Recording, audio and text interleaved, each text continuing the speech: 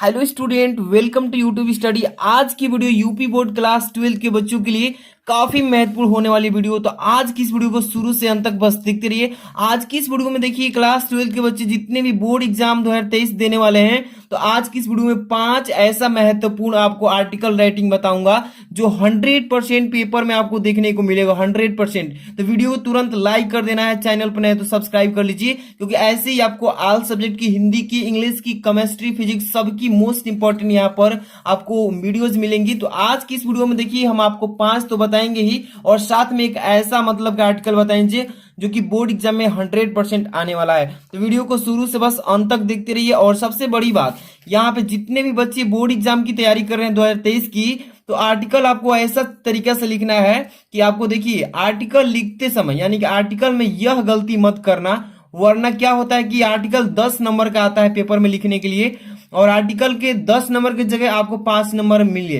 तो आपको ये गलती नहीं करना है। आज की इस वीडियो में एक एक चीज सिखाया जाएगा कि आर्टिकल में आप 10 नंबर फुल अचीव कर सकते हैं। तो अंत तक देखिए, समझिएगा। देखिए सबसे पहले नंबर तो आपको समझाऊंगा ही, और एक मोस्ट इंपॉर्टेंट इसमें सॉल्यूशन करूंगा, बताऊंगा। पहला जो है कि टाइटल, आर्टिकल लिख रहे हैं जब, तो आर्टिकल लिखते समय टाइटल डालना बहुत ही जरूरी है। टाइटल या कह लो उसी को हेडिंग बोलते हैं। और ये क्या चीज होता है, इसी में आपको बताया जाएगा, इसी में सब कुछ सिखाया जाएगा कैसे लिखना है एक एक चीज को। दूसरा number, name of the writer, यानी कि राइटर का नाम बहुत ही जरूरी होता है, और कहाँ लिखना होता है ये भी चीज सीखिएगा। यहाँ पे देखिए तीसरा नंबर, इंट्रोडक्शन, यानी कि परिचय। आप जिस भी टॉपिक पे लिख रहे हैं उसका परिचय देंगे। और कंटेंट, कंटेंट का मतलब होता है विषय, कि किस विषय पे आप ये आर्टिकल लिख रहे हैं। इसके बाद एंडिंग, आप उसका समाप्ति लिखेंगे। लास्ट में कंक्लूजन। यही तो मेन चीज है। अगर नहीं लिखते हैं तो 5 ही नंबर मिलता है, और कम भी हो जाता है। तो 10 में 10 चाहिए, तो समझ लीजिए पूरा। और आज की इस वीडियो में सबसे पहले 5 इंपॉर्टेंट आर्टिकल को पहले बता दूं, ताकि आप तैयारी इसको करते रहिएगा। सबसे पहला जो आपका आर्टिकल है, देख सकते हैं यहाँ पे, फेस्टिवल्स ऑफ इंडिया, यानी कि फेस्टिवल्स ऑफ इंडिया, यानी कि भारत के जितने भी त्योहार हैं, फेस्टिवल्स पर आपको पेपर में आता है। और एक चीज मैं आपको बता दूं कि आपका जो आर्टिकल आएगा ये 3 तरीके का रहेगा पेपर में। आर के रूप में यानी अथवा के रूप में रहेगा, तो 3 तरह से रहेगा। तो कैसे समझेंगे कौन सा आर्टिकल है, चीजें समझाएंगे इसमें। फेस्टिवल्स ऑफ इंडिया, इसको तैयार कर लेना है आपको। दूसरा है आपका वोमेन सेफ्टी इन इंडिया, यानी कि आपको मैं बता दूं कि वोमेन सेफ्टी इन इंडिया ये काफी महत्वपूर्ण है, और बार बार पेपर में ये पूछता है, ठीक है ना। इसके बाद तीसरा जो है the pollution problem in India, इस पर पेपर में अच्छे से तैयारी करके जाना है। एक एक जो टॉपिक मैं बता रहा हूं 5 को तैयार कर लेना है। इसके बाद 4 नंबर है एम ऑफ योर लाइफ, यानी कि अपने जीवन का लक्ष्य पर आपको टॉपिक पर तैयार करना है। इसके बाद 5 number the state of education today, यानी कि आज शिक्षा की स्थिति क्या है, इस पर पेपर में 100% जितने भी मैं 5 बताया हूं ना, इस 5 को अगर तैयार कर लेते हैं थोड़ा थोड़ा सा टाइम देकर के समझ करके, तो आप समझिए कि 10 नंबर केवल आर्टिकल राइटिंग पर तैयार हो जाएगा। तो आज की इस वीडियो में हम आपको एक ऐसा मोस्ट इंपॉर्टेंट आर्टिकल सेलेक्ट किया हूं, द फेस्टिवल, यानी फेस्टिवल ऑफ इंडिया, इसी पर बताऊंगा, पेपर में 100% आएगा। तो देखिए सबसे पहले पेपर में किस तरीके से क्वेश्चन मतलब कि आएगा। तो देखिए यहाँ पर मैं बता दूं कि आपको जो है आर्टिकल 3 तरीके से रहेगा अथवा के रूप में। एक तो रहेगा डिस्पेक्टिव आर्टिकल के रूप में रहेगा, डिस्क्रिप्टिव आर्टिकल। इसके बाद दूसरा जो रहेगा आर्गुमेटिव के रूप में रहेगा, और तीसरा जो आएगा ऑटोबायोग्राफिकल के रूप में। तो आपको सबसे पहले मैं आज की इस वीडियो में यहाँ पर देखिए IMP आर्टिकल 2023 के बच्चों के लिए लाया हूं। पेपर में ऐसा ही लिखा रहेगा कि India is a land of diversity, one way in which is it makes us feel proud of it is the, इसके बाद देखिए number of festivals we enjoy। इसके बाद write an article in 100 to 150 words and festival of India. You are Navneet Suman. इसको समझिए पहले कह क्या रहा है। देखिए ये कहलाता है डिस्क्रिप्टिव आर्टिकल, ये मतलब डिस्क्रिप्टिव आर्टिकल ये कहलाता है। इस पर आपको मतलब कि पैराग्राफ वाइज लिखना होता है। डिस्क्रिप्टिव जो आर्टिकल होता है पैराग्राफ वाइज लिखना होता है, जो कि इसी पर हम आपको सिखाएंगे कैसे लिखना है, ठीक है। कह रहा है कि India is a land of diversity, यानी कि भारत विविधताओं का देश है, ठीक है ना। भारत जो है विविधताओं का देश है, यहाँ पर हर एक चीज उपलब्ध है। One way in which it make us feel proud of it is the number of festival we enjoy. यानी कि एक तरह से हम कह सकते हैं कि हमारा भारत जो है, यानी कि हम भारत में बहुत असंख्य त्योहारों को मनाया जाता है। इस तरह से हमें इस पर क्या है, गर्व है। Right an article right an article, एक आर्टिकल को लिखिए 100 से लेकर के 150 वर्षों में, मतलब कि फेस्टिवल ऑफ इंडिया यानी कि भारत के त्योहार पर आर्टिकल आपको लिखना है 100 से लेकर के 150 शब्दों के बीच में, यानी कि 100 से कम नहीं होना चाहिए, 100 से ऊपर लिखना है और 150 के अंडर, मतलब इतने के अंडर में आपको आर्टिकल लिखना है। और किस पर, फेस्टिवल्स ऑफ इंडिया यानी कि भारत की त्योहार पर। अब जैसे कि यू आर नवनीत या सुमन आप लिख रहे हैं एग्जाम में, तो अपना यहाँ पे नाम यहाँ पे कैसे लिखना है वही चीज मैं सिखा रहा था यहाँ पे, कि टाइटल कैसे डालना है, नेम कैसे राइटर का डालना है, तो वही चीज यहाँ पे सिखाएंगे। या आप स्त्रीलिंग है तो स्त्रीलिंग लिख सकते हैं। चलिए आज की इस वीडियो में फेस्टिवल ऑफ इंडिया पे सिखा रहे हैं, ठीक है। ध्यान समझिएगा, एक एक चीज आप लोग के लिए बहुत इंपॉर्टेंट है। सबसे पहले यहाँ पे आपको टाइटल सिखाया गया था ना, कि टाइटल क्या होता है, टाइटल यानी कि हेडिंग बोलते हैं, किस टॉपिक पे लिख रहे हैं। यहाँ फेस्टिवल्स ऑफ इंडिया, ये हो गया आपका टाइटल, ठीक है ना। इस पर अब देखिए किसके द्वारा ये लिखा जा रहा है, नेम ऑफ द राइटर, यानी कि किसके द्वारा आप लिख रहे हैं एग्जाम में, तो अपने यहाँ पे बाई नाम लिख सकते हैं, बाई करके यहाँ पे नाम।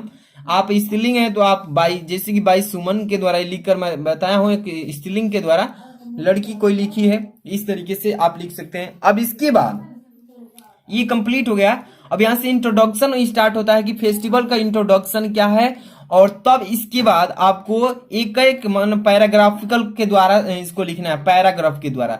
एक पैराग्राफ यहाँ पे लिखा हूं, दूसरा पैराग्राफ यहाँ पे है, तीसरा यहाँ पे, चौथा, 4 पैराग्राफ में इसको लिखना है। और हिंदी में भी इसका अर्थ समझ लीजिए, ताकि आपको एग्जाम में कोई भी दिक्कत ना हो। देखिए पहला पैराग्राफ में क्या लिखेंगे, इसका इंट्रोडक्शन, कि festival of India are the periods of celebration.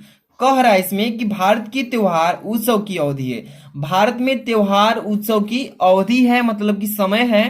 They play an important role in the life of India people.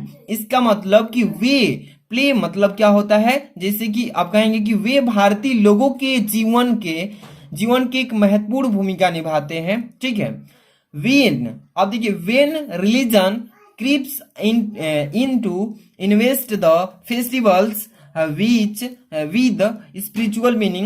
This joy comes to be identified with the joy of worship. ध्यान समझिए क्या कह रहा है कि when religion का मतलब क्या कह रहा है इसमें, कि जब धर्म creeps in the invest the festival with spiritual meaning, कह रहा है कि जब धर्म त्योहार को आध्यात्मिक अर्थ के साथ निवेश करने के लिए चलता है, रेंगता है, यानी कम होता है, यानी कि आता है, ठीक है, रेंगता है। The festival are still associated with religion as well as participation in productive activities and with the season of the year, ठीक है। इतना चीज लिखेंगे, कहेंगे कि तो यह आनंद पूजा के आनंद के साथ पहचाना जाता है, यह जो आनंद है पूजा के आनंद के साथ पहचाना जाता है, यानी कि मतलब कि इसको रिकॉग्नाइज किया जाता है। इसके बाद देखिए अब कहेंगे त्योहार अभी भी, जो हमारा फेस्टिवल्स हैं, द फेस्टिवल आर स्टिल, त्योहार स्टिल मतलब अभी भी, त्योहार अभी भी धर्म के साथ साथ उत्पादक गतिविधियों में भागीदारी और वर्ष के मौसम के साथ जुड़ा हुआ है, ठीक है। यहां तक लिख लेंगे इसका। तो ये पहला पैराग्राफ हो गया, ठीक है, इंट्रोडक्शन में। इसके बाद दूसरा पैराग्राफ स्टार्ट होगा। मैं 2 कलर से लिख दिया हूं ताकि पैराग्राफ आपको समझा सकूं कि पैराग्राफ में इसका लिखना है, क्योंकि डिस्क्रिप्टिव आर्टिकल है, ठीक है ना। आपको एक बायोग्राफिकल आएगा जिसमें जीवन परिचय के रूप में रहता है, तो बायोग्राफिकल कहलाता है। तो सारे जितने भी रहेंगे सभी पर मैं आर्टिकल महत्वपूर्ण सिखाऊंगा। दूसरा में क्या लिखेंगे, the harvesting festivals, the spring festivals, the sowing, ये सोइंग है, ठीक, sowing festivals during the rainy season ETC. कह रहा है कि कटाई के त्योहार, हार्वेस्टिंग मतलब जब गेहूं की कटाई होती है किसी भी फसल की, तो हार्वेस्टिंग फेस्टिवल बोलते हैं। द हार्वेस्टिंग फेस्टिवल कटाई के त्योहार, द स्प्रिंग फेस्टिवल वसंत के त्योहार। यहाँ पे देखिए अब इसके बाद द सोइंग फेस्टिवल बरसात के मौसम, यहाँ से द रेनी सीजन ईटीसी, बरसात के मौसम और बुआई के, यहाँ पे देखिए सोइंग फेस्टिवल और बुआई के त्योहार आदि, ठीक है, etc are all associated with man's relation with nature. कह रहा है कि सभी प्रकृति के साथ मनुष्य के लालन पालन से जुड़े हुए हैं, मनुष्य के लालन पालन से जुड़े हुए हैं। इसके बाद देखिए इवन आवर दुर्गा पूजा, यहाँ पे देखिए even our Durga Puja and Diwali are autumn festival. कह रहा है इसमें कि यहाँ पर देखिए यहाँ तक कि हमारी दुर्गा पूजा और दिवाली भी शरद ऋतु के त्योहार हैं, ठीक है। ये सभी कौन से त्योहार हैं? शरद ऋतु के, autumn festival. The festivals of light welcome the winter are harvesting season. कह क्या रहा है इसमें? आपको बताया जा रहा है कि त्योहार की जड़ें सदियों पुराना लोक परंपरा और आम आदमी के आवेगों में है, ठीक है, आवेगों में। The folk tradition and the impulse of the common man, वही कह रहा है कि और आम आदमी के आवेगों में है। ये दूसरा पॉइंट था। इसके बाद देखिए थर्ड नंबर पॉइंट क्या है इसमें।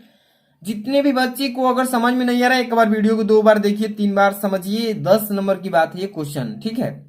तीसरा इसमें क्या है paragraph, the religion festivals differ from one state to another. कह रहा है कि क्षेत्रीय त्योहार एक राज्य से दूसरे राज्य में भिन्न होते हैं। जो क्षेत्रीय त्योहार होते हैं उस क्षेत्र में, मतलब कि आपके डिस्ट्रिक्ट में जो मनाए जाते हैं, जरूरी नहीं है कि दूसरे राज्य में वही त्योहार मनाया जाता होगा, वही कह रहा है। The religion festivals are differ from one state to another. कर क्षेत्रीय त्योहार जो होते हैं, ग्रामीण त्योहार, वो त्योहार जो है एक राज्य से दूसरे राज्य से भिन्न भिन्न होते हैं, अलग अलग होते हैं। इसके बाद देखिए the manners in which they are observe and celebrated are different too. कह रहा है कि जिस तरह से उन्हें मनाया जाता है वही भी अलग होते हैं। जहां जिस तरह से यहाँ पे मनाया जाता है, यही त्योहार को वहां पे अलग ही तरीके से मनाया जाता है, ठीक है ना। तीसरा हो गया। चौथा आपका पैराग्राफ क्या है, इसमें ध्यान से देखिएगा। आप एग्जाम में ऐसा पैराग्राफ नंबरिंग नहीं करिएगा कि 1 नंबर है, 2 नंबर है, 3 नंबर, कर भी देंगे तो कोई दिक्कत नहीं है, लेकिन आप पैराग्राफ मत कीजिएगा। आप आराम से इस तरीके से छोड़ कर एक लाइन आप पैराग्राफ बनाकर लिखिएगा, ठीक है। अगला paragraph, but even the festivals today have lost much of their significance in modern time. They still have a definite role to play in keeping off the forces of disintegration in our society today. कह रहा है इसमें, but even through the festival today. कह रहा है कि लेकिन भले ही आज के त्योहार के आधुनिक समय में पहले महत्व को नहीं दिया जाता था, मतलब महत्व खो दिया है। भले कह रहा है कि लेकिन भले ही आज के त्योहार ने आधुनिक समय में अपना त्योहार जो मनाया जा रहा है उतना उत्साह से नहीं मनाया जा रहा है, लेकिन आज भी हमारे समाज में विघटन की ताकतों को दूर करने में, यानी दूर रखने में इनकी एक निश्चित भूमिका है सोसाइटी, ठीक है। यही चीजें आपको इस चैप्टर में जो मैं आपको बताया हूँ आर्टिकल, आप जो भी आर्टिकल चाहते हैं कि सर इस पर आपको बताइए, तो ये देखिए ये जो मैं बताया था ना 1 नंबर 2 नंबर, ये दोनों क्वेश्चन जो थे आपके थे डिस्क्रिप्टिव आर्टिकल। और ये जो आप दिख रहे हैं the population problem in India, aim of your life, the state of education today, ये सभी आर्गुमेटिव और ऑटोबायोग्राफिकल में आ जाएंगे। तो आपको इसमें हेडिंग भी लगाकर लिखना होता है, the pollution problem in India, in Bharat में जो है प्रदूषण की समस्या पर, इस पर आप हेडिंग लगाकर भी लिखेंगे। इंट्रोडक्शन का अलग ही कौन कौन सी समस्याएं हैं वो सब हेडिंग लगाकर लिखेंगे। आर्गुमेटिव और ऑटोबायोग्राफिकल है, इसमें इसको दोनों को छोड़कर ये सभी आर्गुमेटिव है, ऑटोबायोग्राफिकल है। तो इसको आप कहेंगे तो इसका भी वीडियो मैं नेक्स्ट डे बना दूंगा। तो वीडियो को लाइक कर दीजिए, चैनल पर नए हैं तो सब्सक्राइब करके बेल आइकन प्रेस कीजिए। मिलते हैं नेक्स्ट वीडियो में। Thanks for watching.